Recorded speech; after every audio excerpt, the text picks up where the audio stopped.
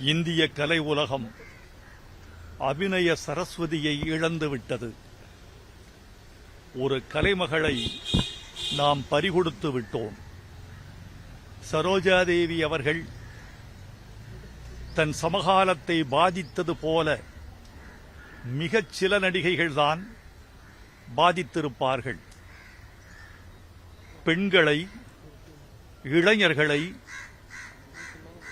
ஆண்களை அதிகமாக கவர்ந்த நடிகை என்றால் சரோஜாதேவி முன்வரிசையில் வருவார்.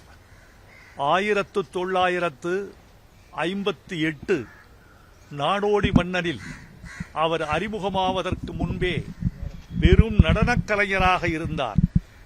குழு நடனக் கலைஞர்களில் ஒருவராக இருந்து நட்சத்திரமானார்.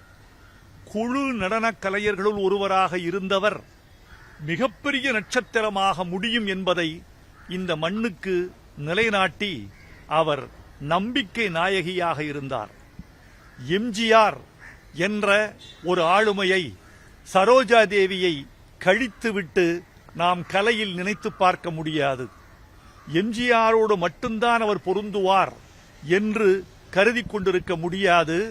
சிவாஜியோடும் அவர் மிகச்சிறந்த கலை மேதைமையை வெளிப்படுத்தி இருக்கிறார். ஒரு சம்பவத்தை சொல்ல வேண்டும். பாலும் பழமும் என்று ஒரு படம். அந்த பாலும் பழமும் படம் நடித்து முடித்து முதல் பிரதியை போட்டு பார்க்கிறார்கள் கலைஞர்கள். சிவாஜியும் உட்கார்ந்திருக்கிறார், பக்கத்தில் சரோஜாதேவியும் அமர்ந்திருக்கிறார். படம் முடிந்தவுடன் சிவாஜி பேசவில்லை, சரோஜாதேவியும் கொஞ்ச நேரம் பேசவில்லை. கொஞ்ச நேரம் கழித்து அந்த மௌனத்தை உடைத்து சிவாஜி சொல்கிறார், சரோஜா, இந்த படத்துல நீ என்ன ஜெயிச்சிட்ட.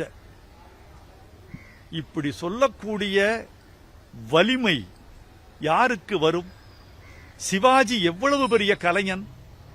அவர் நீ என்னை ஜெயித்து விட்டாய் என்று ஒரு நடிகையை பார்த்து சொல்ல வேண்டும் என்றால் சரோஜாதேவியின் நடிப்பு அதில் எவ்வளவு உச்சமாக இருக்கும் என்று எனக்கு தெரியும், உங்களுக்கும் தெரியும்.